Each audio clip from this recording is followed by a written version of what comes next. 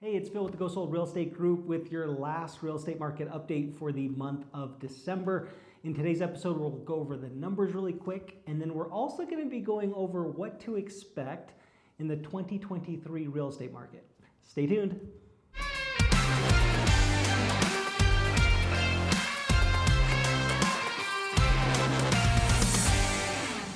All right, let's run through the numbers really quick. The active homes are the ones that actually took a big change this past month. One of the things that we're noticing is that they were hovering between 20 to 21,000 of supply for active and available homes. In the last few weeks, that's actually dropped to about 18,000 or so, give or take. Now, what's interesting is that because the interest rates are higher, a lot of home sellers and home buyers are wondering, did the supply drop because it's the holiday season? Is it kind of a weird part of the market, or is it because of interest rates still? Either way, the supply dropping was actually unexpected because it was rising for the past few months. Even though there's less properties available as far as supply goes, the pending homes stayed relatively strong between 6,000 to 6,300, give or take, in the month of November. And then last but not least, for the month of November, the total homes that have actually sold came in around 7,300. Now, if you compare it to last year, we were closer to 9,500. So there's still a couple of thousand gap between what sold this year versus last year. However, anything over 6,000 to 7,000 in a holiday month like November is actually really good. So that stayed pretty solid in the month. And now for the most popular question that we're getting a ton of, and it's on everybody's mind: how will the 2023 market look like for real estate? One of the best ways that I've been answering this question for a lot of clients is over the last 19 years of doing real estate, I've had the opportunity to go through some good markets and not so good markets.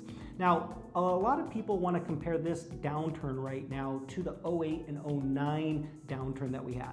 Now, that was kind of once in a lifetime where a ton of people had bad loans and the home prices literally were cut not only in half, but almost to a third. So one of the things that's different this time around is that the supply isn't as high, meaning that there's about 20,000 homes, give or take, on the market. It could pop up to 25 to 30, but it won't ever compare to 08 and 09, where there was 55,000 to 60,000 homes on the market at any given time. Another thing to pay attention to is the actual loans that were given out over the last few years. Now, obviously in 08 and 09, there was a ton of janky loans. This time around, there's a lot more solid loans. People actually had to put money down, and they actually went through the right process to get approved for their loan.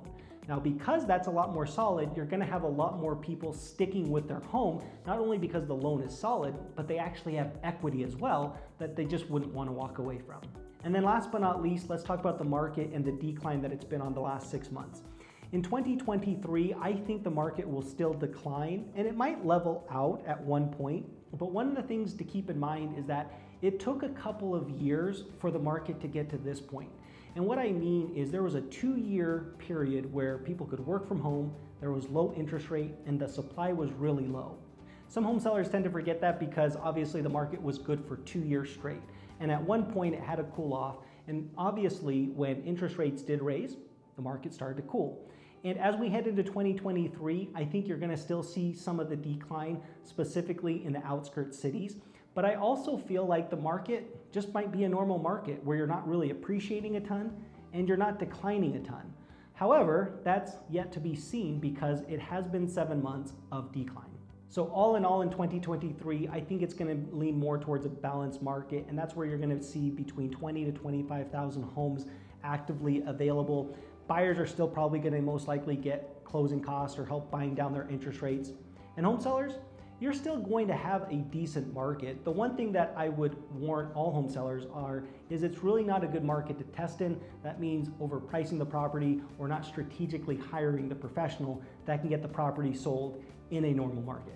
Hopefully this information has been helpful. If you have questions, call, text, or email me. And until next month, have a great day.